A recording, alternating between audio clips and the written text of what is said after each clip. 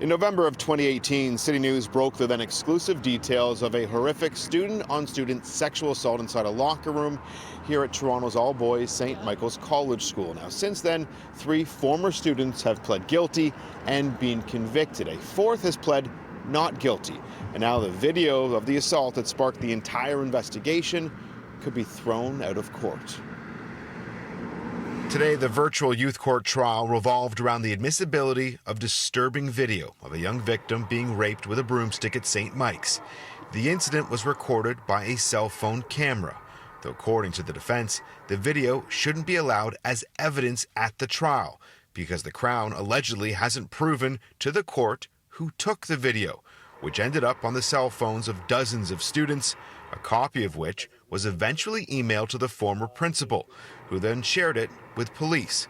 Criminal defense lawyer Gary Tomlinson told the court today that the Crown has significant authentication problems. Specifically, there's nothing that details how the information was extracted. The cell phone video came from an anonymous source.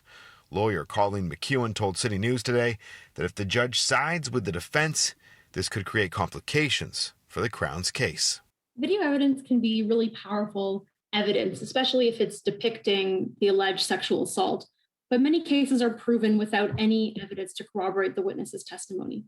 So it can be very powerful if it's admissible, but if it's not admissible, it may not mean that the case can't be proven without it. Defending the use of the video in the trial, Crown Prosecutor Sarah DeFilippis told the court, in this case, Your Honor has to decide if the authenticity and best evidence rule tests have been met.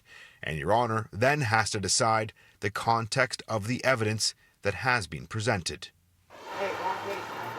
In a separate criminal hearing, one of the 3 teens who pled guilty admitted to taking the 22-second video and was convicted of making child pornography by recording the sexual assault.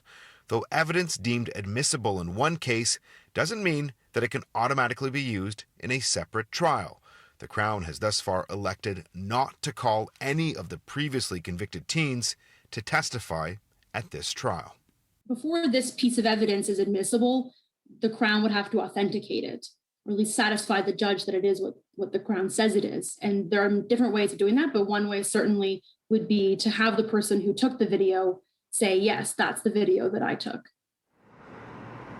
Though for reasons unknown, that hasn't happened yet at this trial. Now, the identities of the accused, the victim, and those who have already pled guilty are protected under the Young Offenders Act. The judge will be deciding whether or not the video can be used as admissible evidence before the next trial date, which is set for April 20th.